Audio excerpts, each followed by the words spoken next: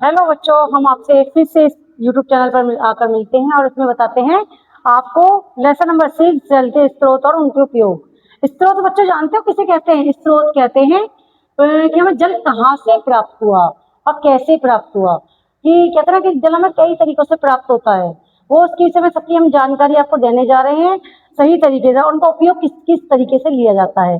देखो, जल का महत्व एक मनुष्य के जीवन में बहुत ही अत्यधिक महत्वपूर्ण होता है, क्योंकि जल के बिना जीवित रहना मनुष्य के लिए असंभव होता है।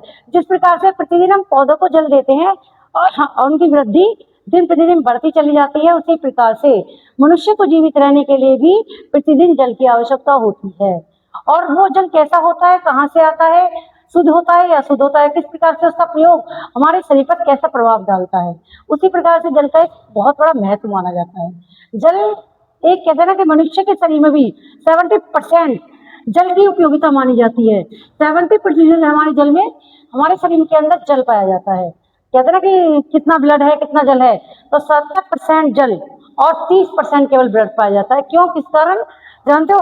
या अगर इसमें कुछ परसेंट कम हो जाता है तो मनुष्य कहते हैं ना कि एक बीमारी का शिकार होने लगता है, कोई ना कोई बीमारी उसे लगी ही रहती है। इसी प्रकार से अब कहते हैं मानव शरीर व स्वास्थ्य के लिए जल की उपयोगिता। अब मनुष्य के स्वास्थ्य के लिए जल की उपयोगिता क्या होती है जानते हो? जल की आवश्यकता और जल की उपयोगिता क्यों होती है? अगर हमें अपना अच्छा स्वास्थ्य बनाना है तो उस स्वास्थ्य के लिए हमें जल की उपयोगिता देखनी अत्यंत आवश्यक होती है।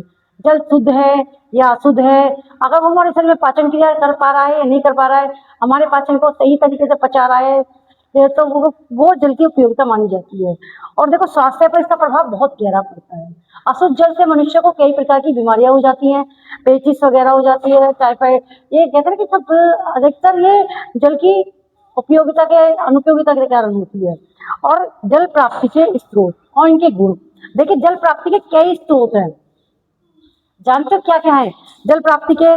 देखो, धरातल के नीचे नदियां पाई जाती हैं, तालाब पाए जाते हैं, झीलें पाए जाते हैं, और भीतरी जो होते हैं, जो भीतरी प्रभाव होते हैं वो कुएं होते हैं, सोते होते हैं, झरने होते हैं। ये भीतरी प्रभाव है।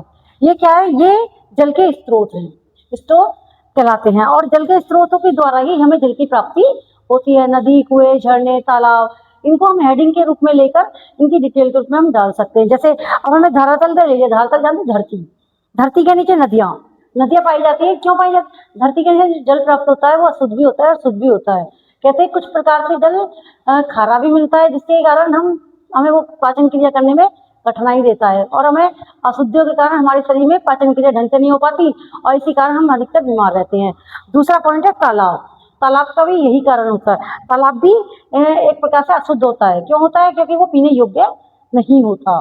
किससे वहां पर कहते हैं कि व्यक्ति जाकर अपने बैल, गाय, भैंसों को नहलाते हैं, कपड़े धोते हैं। तालाब इस कारण उपयोगिता में माना जाता है। और झीलें, झरने, कुएं भी हमें कितने भीतरी प्रभाव से मिलते हैं। जितना हम भीतर गोद से चले जाएंगे उतना ही वो हमें मीठा जल देता जाएगा। और सोते जानते हैं किसे कहते हैं? सोते कहते हैं जो कुएं के ऊपरी प्रभाव से पाया जाता है। जैसे कभी कभी कहीं से फूटकर जो जल निकलने लगता है ना, वो सोते के रूप में आता है। और झरने भी इसी प्रकार से होते हैं। धरातल के अब हमारी जल का ये महत्व मैं आपको बता चुकी हूँ इस वीडियो के अंदर। आने वाली वीडियो में मैं आपको इसके और कारण बताऊंगी कि जल से हमें क्या क्या प्रभाव होता है, किस प्रकार से वो अशुद्ध होता है, और इसके कौन कौन से गुण होते हैं, कौन कौन से अवगुण होते हैं। जल, कठोर जल कैसा होता है, मृदुल जल कैसा होता है, ये सारी बातें मैं आपको आने वाली वीडियो में शेयर करूंगी। अगर आपको ये वीडियो पसंद आई हो तो लाइक करें, सब्सक्राइब करें। धन्यवाद।